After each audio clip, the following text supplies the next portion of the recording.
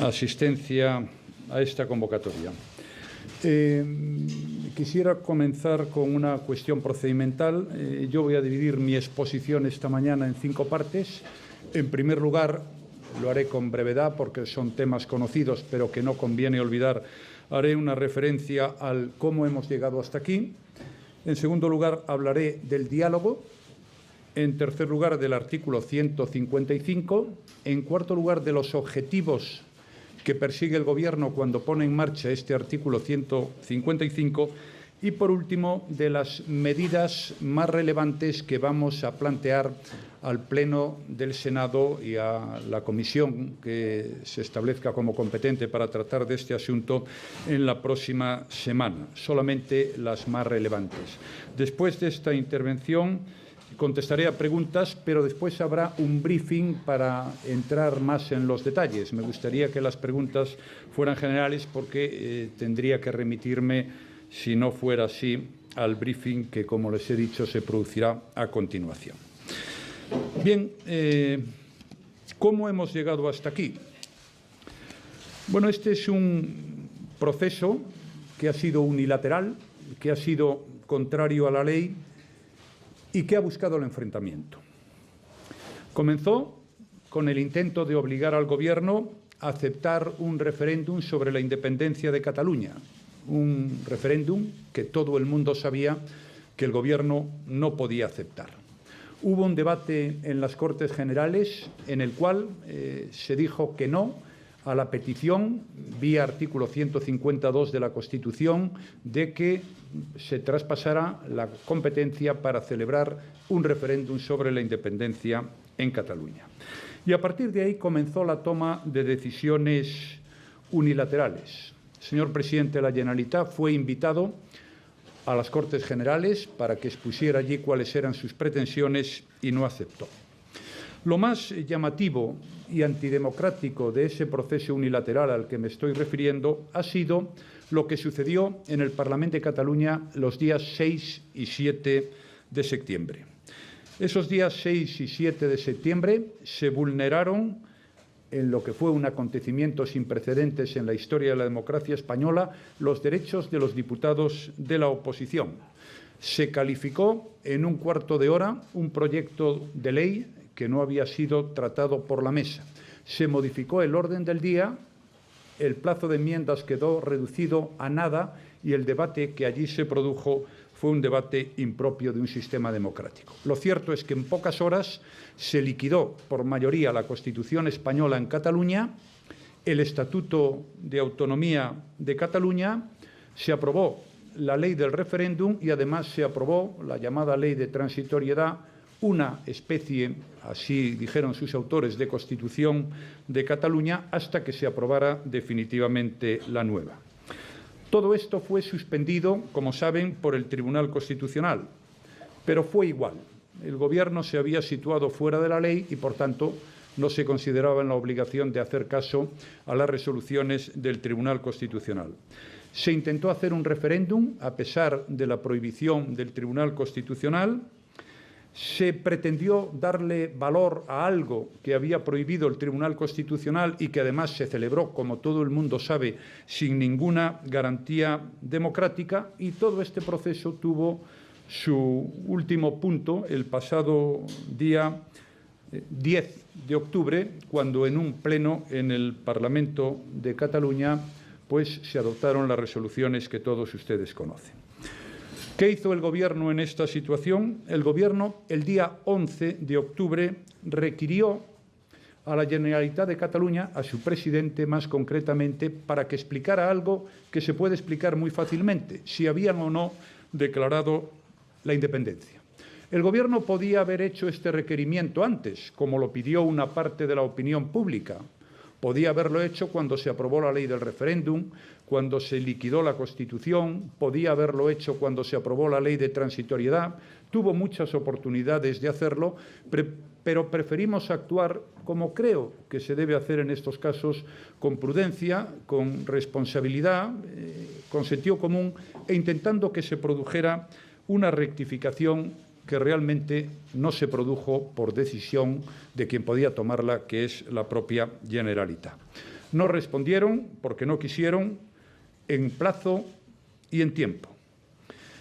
Yo tengo la impresión, después de haber visto cómo se han desarrollado los acontecimientos en las últimas fechas, que alguien puede pensar, sin temor a equivocarse, que diera la sensación de que algunos lo que querían era llegar a esta situación, es decir, a que se aplicara el artículo 155. No lo voy a afirmar categóricamente, no quiero hacer una crítica, pero tengo esa convicción, porque no se pueden hacer peor las cosas, incluso para los propios intereses de los que las hicieron, que como ha hecho a lo largo de estas últimas fechas la Generalitat de Cataluña. En segundo lugar, quiero referirme al diálogo, una palabra hermosa que en esta ocasión se ha convertido en mágica. Tengo que decir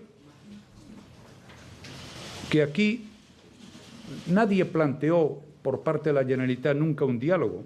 Lo que se ha planteado, he reiterado en algunas ocasiones, y creo que es bueno recordarlo ahora aquí, es una imposición.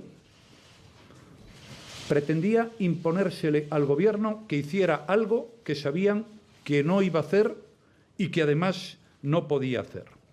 Se le invitó al presidente de la Generalitat, al Parlamento, a que expusiera cuáles eran sus planteamientos y no quiso. Se le invitó a la conferencia de presidentes y no quiso. Se le invitó más tarde a hablar de un tema muy importante como era la financiación autonómica y no quiso. También se le invitó a que acudieran los representantes que estimaran oportuno y conveniente a los grupos de trabajo para hablar de la financiación autonómica y tampoco quiso. Lo único que se hizo fue liquidar la ley y poner en marcha, sin tener competencia alguna y saltándose la ley, una legalidad paralela. Ni siquiera el diálogo del que tanto se hablaba se practicó con casi la mitad de los diputados del Parlamento de Cataluña a los que no se le dejó intervenir en defensa de sus posiciones. El diálogo no es que los demás tengan que aceptar obligatoriamente tus exigencias. Eso no es diálogo, eso es imposición o un contrato de adhesión, si quieren ustedes llamarle así. El diálogo fuera de la ley y fuera de la norma es profundamente antidemocrático. Y desde luego no es diálogo pretender imponer a los gobernantes, en este caso al Gobierno de España, que se salten deliberadamente la ley. Por todo ello, y entro ya en el tercer punto, lo haré con brevedad, me extenderé más en el punto cuarto y en el quinto de mi intervención, el Gobierno ha tenido que aplicar el artículo 155 de la Constitución. No era ni nuestro deseo ni nuestra intención, no lo fue nunca. Y creo que esto lo sabe el conjunto de la opinión pública española. El artículo 55 es un artículo constitucional, pero es un artículo que solo se aplica en circunstancias excepcionales. De hecho, en España estuvo a punto de aplicarse en una ocasión bajo el Gobierno de González y al final no se hizo porque las cosas se recondujeron a la legalidad. En esta ocasión no fue posible y aplicamos el artículo 155 porque ningún gobierno, insisto, ningún gobierno de ningún país democrático puede aceptar que se ignore la ley, que se viole la ley, que se cambie la ley y que todo ello se haga pretendiendo imponer sus criterios a los demás. Esta es la razón por la que hemos puesto en marcha un artículo, como el que hay en otras muchas constituciones europeas, constitucional y votado por todos los españoles. Y paso ahora a explicar, en lo que es el cuarto punto de mi intervención, cuáles son los objetivos de esta decisión que hemos adoptado. Por último, me referiré a las medidas. Los objetivos son 4, fundamentalmente. El primero, volver a la legalidad. El segundo, recuperar la normalidad y la convivencia, que se ha deteriorado y, desgraciadamente, mucho en Cataluña. En tercer lugar, continuar con la recuperación económica. Esto es la vida de la gente, con el empleo, con los sueldos, con que la gente pueda trabajar. Recuperación económica que hoy en Cataluña está en peligro, en evidente peligro, por las decisiones caprichosas y unilaterales que se han adoptado. Y el cuarto gran objetivo es celebrar elecciones en situación de normalidad. Repito, 4 objetivos: recuperar la legalidad, volver a la normalidad y a la convivencia, continuar con la recuperación de la economía y celebrar elecciones. Volver a la legalidad es restituir la vigencia de la Constitución española y del Estatuto de Autonomía de Cataluña en Cataluña. Paso ahora a hacer una breve referencia de lo que significa la recuperación económica. Porque, sin duda, una de las grandes historias, uno de los temas en los que más se ha faltado a la verdad, era en los efectos beneficiosos que para los ciudadanos de Cataluña podía producir la independencia. Los últimos datos que conocemos son preocupantes. Se han trasladado sedes sociales y fiscales de empresas en un número que supera a los 1000 y, desde luego, la inmensa mayoría de las grandes empresas de toda Cataluña que dan trabajo a muchísimos ciudadanos de Cataluña. Se han desincentivado las inversiones, las de fuera y las de dentro. Se ha desmotivado el turismo, importantísimo, como saben ustedes, en el PIB catalán y uno de los factores de crecimiento más importantes. No voy a entrar en ningún detalle sobre este asunto, son sobradamente conocidos por todos ustedes.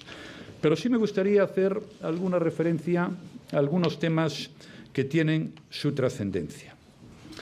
Si Cataluña se independizara, a pesar de lo que se le ha dicho a los ciudadanos de Cataluña, Cataluña abandonaría la Unión Europea y la Organización Mundial de Comercio, pasando a ser un país tercero a efectos de relaciones comerciales al que se le aplicarían los derechos autónomos del arancel exterior común, además de controles aduaneros en frontera. Estamos hablando de una economía para la cual el comercio exterior supone una parte por encima de la mitad sustancial de su Producto Interior Bruto. Desde el punto de vista financiero, todas las facilidades que da el Banco Central Europeo desaparecerían. Esa fue la razón por la cual no hay ninguna entidad financiera que se haya quedado en Cataluña y hayan tenido estas entidades financieras que trasladar su domicilio a otro lugar de España. Y lo hacen en defensa de sus propios intereses, de sus trabajadores, de los depositantes y de aquellas personas que tienen metidos sus ahorros en las entidades financieras. Habría un problema que ya ha empezado grave de contracción del crédito. Se produciría una inflación desproporcionada con los consiguientes efectos sobre el consumo y la inversión, y todo esto llevaría a un empobrecimiento de la economía de Cataluña de entre el 25 y el 30% del Producto Interior Bruto, resultando una coyuntura económica insostenible. Por eso, uno de los objetivos, uno de los 4 a que me he referido es a que continúe el proceso de recuperación económica en el que España ya lleva instalado, por fortuna, en los últimos años. Bien, repito, por tanto, los 4 objetivos: legalidad, normalidad y convivencia, recuperación económica y elecciones. Precisamente, la primera medida, entro ya en la última parte de mi intervención, que va a adoptar el Gobierno, está íntimamente relacionado con este objetivo de que se celebren elecciones en Cataluña. La facultad de disolver, si el Senado así lo decide, el Parlamento de Cataluña pasa al presidente del Gobierno. El presidente del Gobierno, si el Senado así lo decide, tendrá que convocar elecciones en un plazo máximo de 6 meses. Sin embargo, mi voluntad, la mía, es hacerlo tan pronto como recuperemos la normalidad institucional, que sin duda alguna es uno de los objetivos de futuro. Y para ello sería importante que todos nos aplicáramos a recuperar esa normalidad institucional. Esto, celebrar elecciones, es el objetivo. Lo quiere la mayoría. Es lo que dice el sentido común y de lo que se trata es de abrir una nueva etapa en la cual la ley se respete, los derechos de la gente se preserven, se recupere la convivencia, el bienestar y el empleo de las personas. Ese es el objetivo de esa nueva etapa que habría que hablar.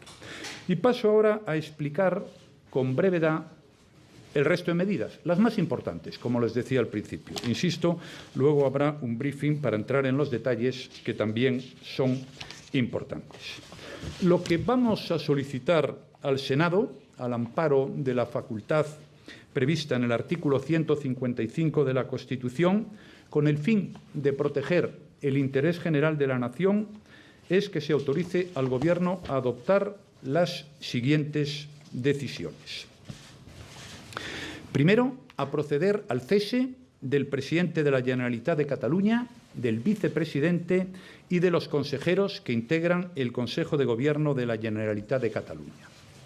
El ejercicio de dichas funciones corresponderá a los órganos o autoridades que a tal efecto cree o designe el Gobierno de la nación. En principio, la idea será la de que los ministerios asuman esta responsabilidad a lo largo del plazo en el que dure esta situación excepcional.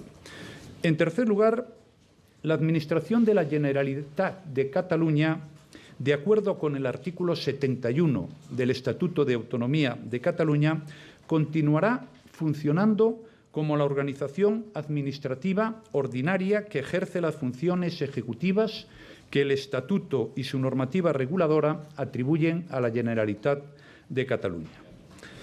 Esta Administración de la Generalitat de Cataluña actuará bajo las directrices de los órganos o autoridades creados o designados por el Gobierno de la Nación en sustitución de aquellos que, como les he dicho antes, serán los responsables de los distintos ministerios.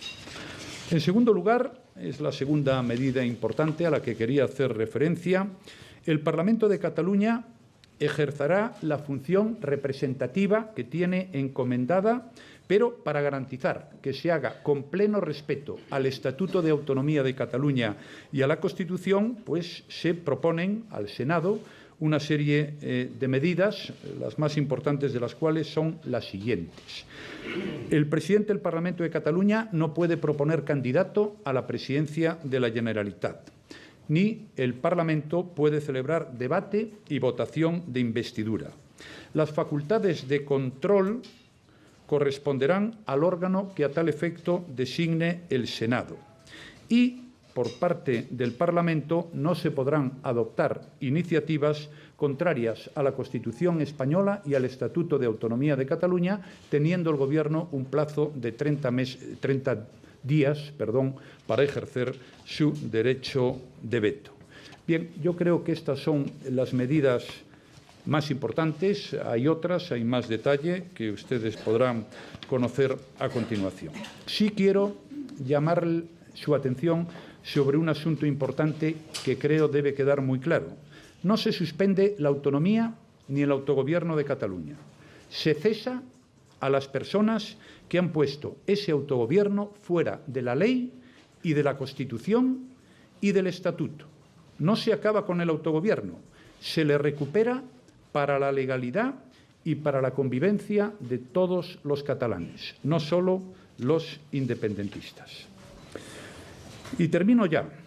Nuestra nación y nuestro Estado de Derecho son, como saben, abiertos, democráticos, respetuosos de la pluralidad y garantes de los derechos de las personas.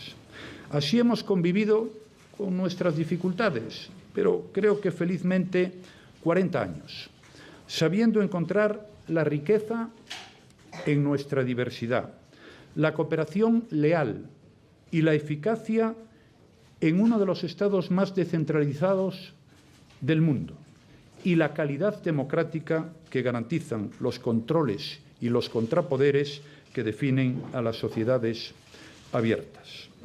Esta es la España de hoy y la que queremos que siga siendo. Y yo les digo que lo vamos a conseguir todos juntos, actuando con serenidad y con firmeza democrática. A todos los españoles y especialmente a los catalanes quiero transmitirles un mensaje de tranquilidad. Soy plenamente consciente de que el momento es difícil, pero todos juntos lo vamos a superar como hemos superado acontecimientos muy complicados también a lo largo de nuestra historia, que, por cierto, ya dura unos cuantos siglos. Yo pido que no se vayan más empresas, ni se vayan más depósitos. Creo que podemos estar tranquilos porque esto se arreglará y sin más daño para nadie. Vamos a trabajar por la normalidad, por la concordia, por la buena convivencia, por la concordia entre todos. Y vamos a trabajar para que todos los catalanes, independientemente de lo que piensen y opinen, puedan volverse a sentirse unidos y partícipes de un proyecto compartido de futuro en Europa y en el mundo. Ese proyecto se llama, desde hace muchos siglos, España. Muchas gracias.